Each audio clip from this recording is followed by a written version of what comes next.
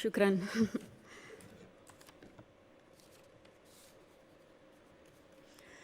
Good morning, Your Highness, Excellencies, friends and colleagues. I would like to thank you for the opportunity to be here today. It's also an honor to join forces with Educated Child, an organization led by a woman who is an amazing role model, a woman who has shown such relentless dedication to getting every child in school.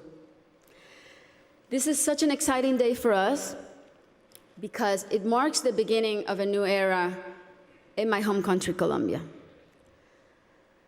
Most of you may know me as an artist, as an entertainer, and that's indeed my calling and what I've been doing since I was 13 years old.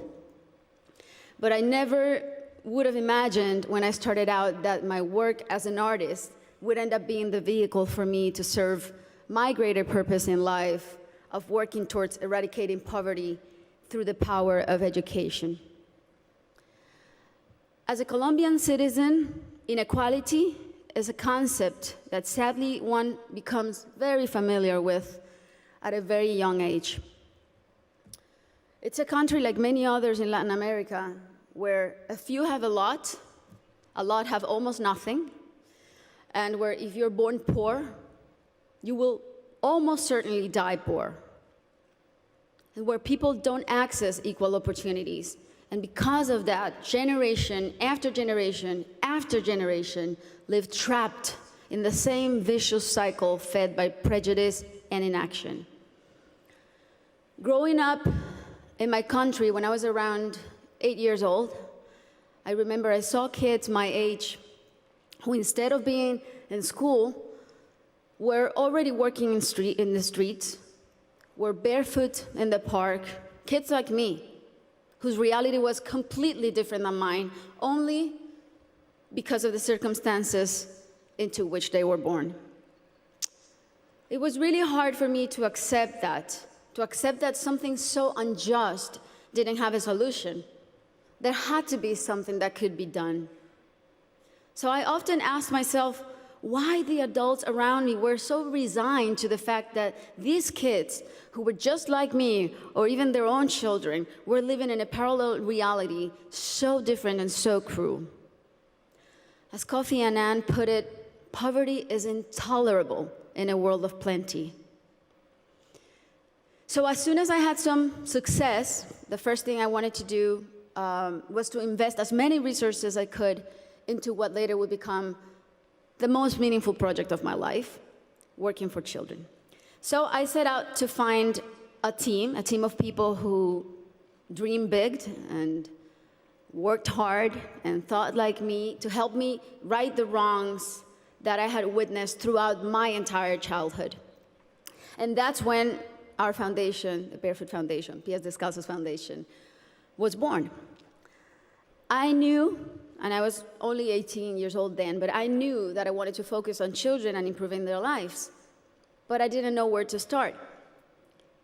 So I really felt that I needed to learn what the roots of inequality and low social mobility were. So I decided to study the reasons why children were working in the streets, or why some children were being recruited by the violent organizations like the paramilitary or the guerrillas. Why were so many children suffering from chronic malnutrition? And I realized that most of the issues that children face in my country had and have a common denominator: the lack of access to quality education. To me, it became crystal clear that education was the surest way to give all of these kids the best fighting chance of improving their circumstances in life, because education is the great equalizer.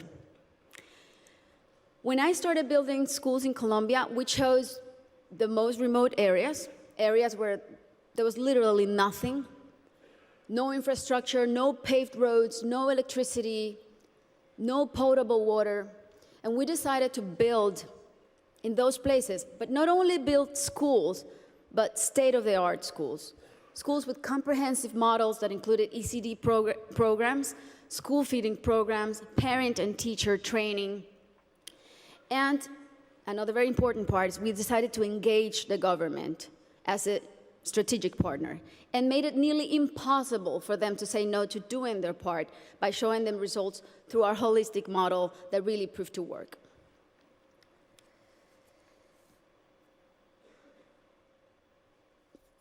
We noticed that as soon as a school is built in those places, everything is transformed. The improvements to the infrastructure were jaw-dropping. Electricity, potable water were made available, made accessible. Roads were paved. Malnutrition plummeted. But the best part of all is the academic results.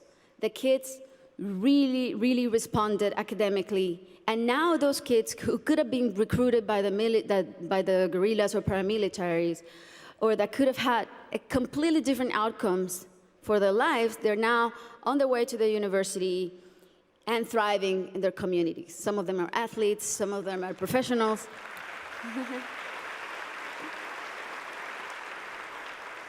That's why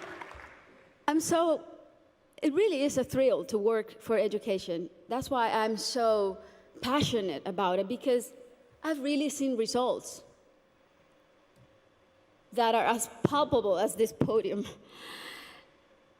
And seeing all these success stories that have a name and a last name has been one of the most rewarding things I've done in my lifetime, even more so than winning Grammys, I think. Now,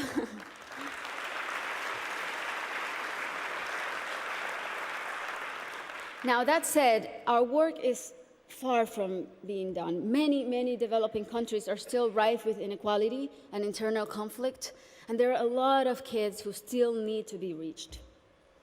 History is not only the past. History, it's made every day in the present. And what matters now is how we go forward and how we fix what's wrong. And that is the real challenge. This is the goal of the SDGs and what people like Her Highness and myself and so many more of you who are adamant about achieving are here for. Facts don't lie, and numbers show what an incredible return on investment a quality education provides. For instance, if all students in low-income countries left primary school with basic reading skills, 171 million people could be lifted out of poverty. Systemic change often begins from the bottom up rather than the top down. The government must take responsibility, and we should all put as much pressure as we possibly can, but the rest of all, the civil society, should also do their part. What we have discovered, both at Pies Descalzos and Educated Child, is that many times only one single barrier to entry, such as no access to transportation or basic needs like a functioning bathroom, can prevent a kid from attending school or even put them at risk of dropping out.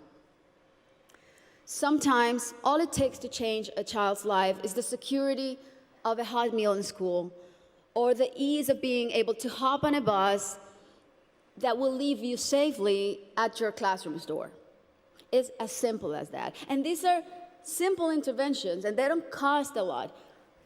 The biggest effort, really, is in mapping the communities, in going door to door, searching for the out-of-school children, talking to the parents, talking to their families.